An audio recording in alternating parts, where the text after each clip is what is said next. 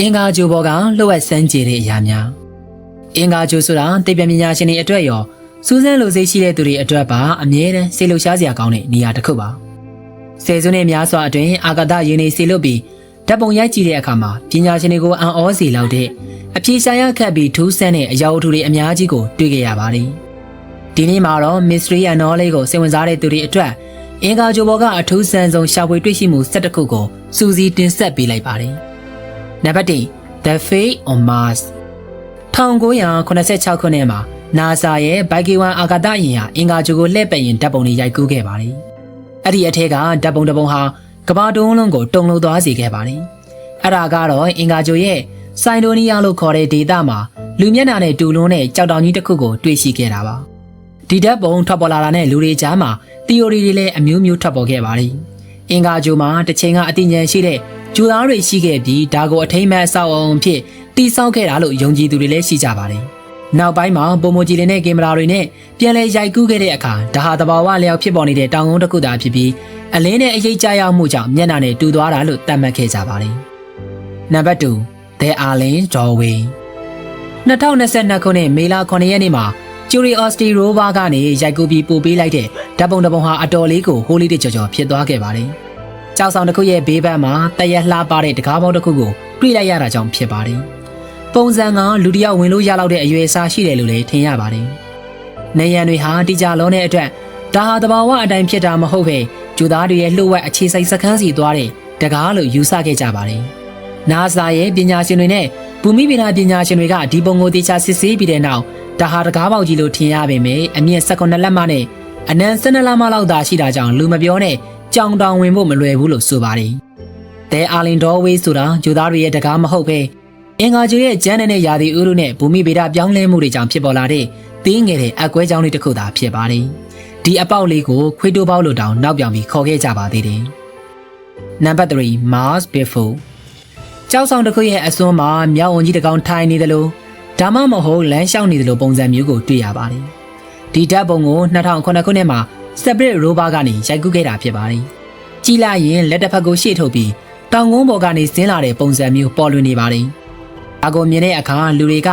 ကဒန်နာအီလာလူဝင်ကြီး Bigfoot နဲ့တူတယ်လို့ဆိုကြပါတယ်။ဒါကြောင့်လေသူ့ကို Mars Bigfoot လို့တင်စားခေါ်ခဲ့ကြပါတယ်။ NASA ရဲ့သိပ္ပံပညာရှင်တွေကတော့ဒါဟာတက်ရှိမဟုတ်ကြောင်းညင်းဆိုခဲ့ပါတယ်။ဓာတ်ပုံထဲမှာလူတစ်ယောက်စာလောက်ရှိမယ်လို့ထင်ရပေမယ့်တကယ်တမ်းမှာတော့လက်မတစ်ချောင်းသာလောက်ပဲရှိတဲ့ကြောက်တုံးကလေးပါ။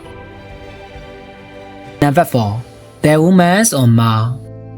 အင်္ဂါဂျိုရဲ့ Guset Crater လို့ခေါ်တဲ့နေရာကကြောက်ဆောင်တွေကြားမှာအမျိုးသမီးတယောက်ဝတ်ဆုံချေဝတ်ထားပြီးကြောက်တုံးပေါ်မှာထိုင်နေတယ်လို့ဒါမှမဟုတ်လက်တစ်ဖက်ရှိကိုဆန်တန်းထားတဲ့ပုံစံမျိုးတွေ့ရပါတယ်။အဝေးကကြည့်ရင်လူနဲ့တကယ်တူလုံးတာကြောင့်အင်္ဂါဂျိုဘောကအမျိုးသမီးလို့အင်တာနက်မှာနာမည်ကြီးခဲ့ပါတယ်။ဒါပေမဲ့ဒီအရာကလက်မအနေငယ်လောက်သာရှိတာကြောင့်လူတစ်ယောက်မဟုတ်နိုင်ပါဘူး။ကြောက်တုံးတွေရဲ့ပုံသဏ္ဍာန်နဲ့အရေးတွေပေါင်းဆက်ပြီးလူနဲ့တူတဲ့ပုံစံတစ်ခုဖြစ်ပေါ်လာတာသာဖြစ်နိုင်ပါတယ်။ Number 5 The Floating Spoon 2015ခုနှစ်မှာ NASA ရဲ့ Curiosity rover ကနေရိုက်ကူးခဲ့တဲ့အလွန်ထူးဆန်းတဲ့ဓာတ်ပုံတစ်ပုံဖြစ်ပါတယ်။ကြောက်တောင်တစ်ခုရဲ့ဘေးဘက်ကနေလက်ကင်ရှည်ရှည်နဲ့ဇွန်းတစ်ချောင်းလေထဲကိုထွက်နေတယ်လို့မျိုးတွေ့ရပါတယ်။ကြည့်လိုက်ရင်တကယ်ဇွန်းတစ်ချောင်းကိုလေထဲမှာမြှောက်ထားတယ်လို့မျိုးအရိပ်ပါကျနေတာကြောင့်လူတွေကြားမှာအတော်လေးစိတ်ဝင်စားစရာဖြစ်ခဲ့ပါတယ်။ဒါပေမဲ့ဒီအရာဟာဂျိုသားတွေသုံးခဲ့တဲ့ဇွန်းတစ်ချောင်းမဟုတ်တယ်လို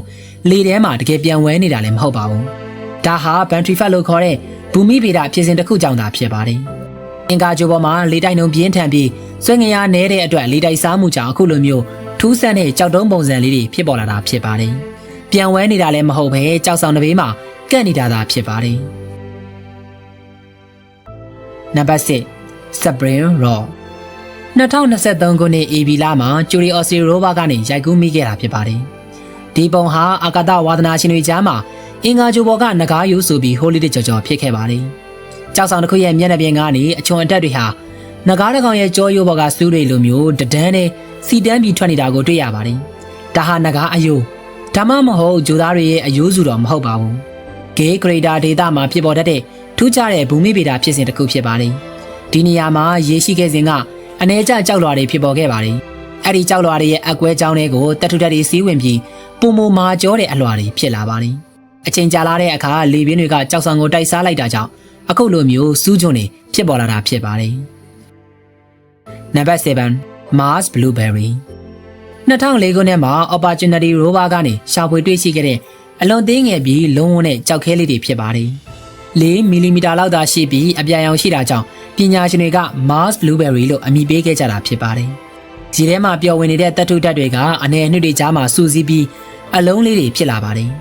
ဒီတွေ့ရှိမှုကြောင့်တစ်ချိန်ကအင်္ဂါဂြိုလ်ပေါ်မှာရေရှိခဲ့တယ်ဆိုတာကိုသက်သေပြနေပါတယ်နံပါတ်8 The Shiny Object 2012ခုနှစ်အောက်တိုဘာလမှာ Curiosity Rover ဟာအင်္ဂါဂြိုလ်ရဲ့မြေသားနမူနာကိုပထမဦးဆုံးအကြိမ်စမ်းသပ်တူးဖော်ဖို့ပြင်ဆင်နေချိန်မြေပြင်ပေါ်မှာတလက်လက်တောက်ပနေတဲ့ဒီအရာကိုတွေ့ရှိခဲ့တာဖြစ်ပါတယ်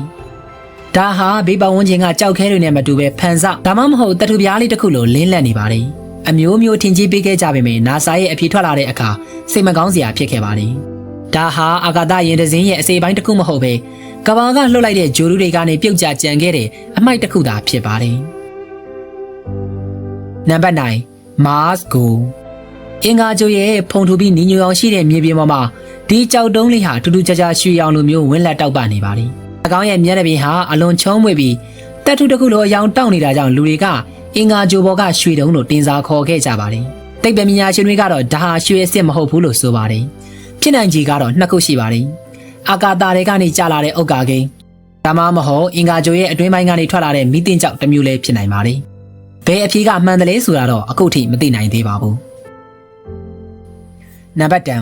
The Mars Flower 2022ခုနှစ်ဖေဖော်ဝါရီလ24ရက်နေ့မှာ Curiosity Rover ဟာဂေးမီတာဟောင်းတွေကမောင်းရှတောင်ကြီးကိုစူးစမ်းနေရင်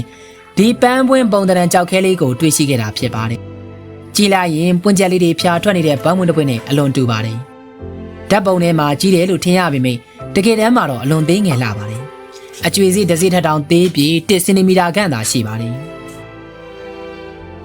Number 11 The Spider on Mars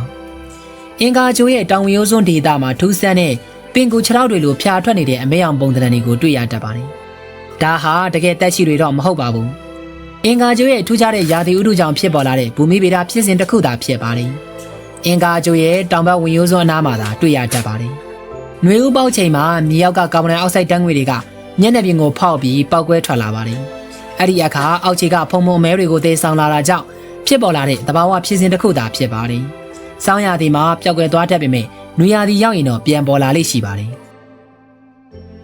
ကဲအခုတင်ဆက်ပေးခဲ့တာတွေကတော့အင်္ဂါဂြိုလ်ရဲ့နီညိုရောင်မြေပြင်အထက်မှာသိပ္ပံပညာရှင်တွေကိုခေါင်းခဲစေခဲ့တဲ့ထူဆန်အံ့ဩဖွယ်ရာတွေပဲဖြစ်ပါတယ်။ဒီအရာတော်တော်များများဟာအလင်းနဲ့အရိပ်တွေကြောင့်ဖြစ်ပေါ်လာတဲ့မျက်လက်ပြမှုတွေလို့ဆိုနိုင်ပေမဲ့တချို့သောအရာတွေကတော့အင်္ဂါဂြိုလ်မှာတစ်ချိန်ကရည်ရှိခဲ့တယ်။တက်ရှိတွေရှင်သန်နိုင်ရည်ရှိတယ်ဆိုတဲ့မျှော်လင့်ချက်တွေကိုပေးနေစေဖြစ်ပါတယ်။ဒီဗီဒီယိုလေးကိုသဘောကျတယ်ဆိုရင် like and subscribe လုပ်ဖို့မမေ့နဲ့နော်။ဒါမှနောက်ထပ်တင်ဆက်မယ့်စိတ်ဝင်စားစရာဗဟုသုတတွေကိုလက်မလွတ်တမ်းကြည့်ရှုအားပေးနိုင်မှာဖြစ်ပါတယ်။အားလုံးကိုကျေးဇူးတင်ပါတယ်။နောက်တစ်ပတ်မှာပြန်တွေ့ကြမယ်။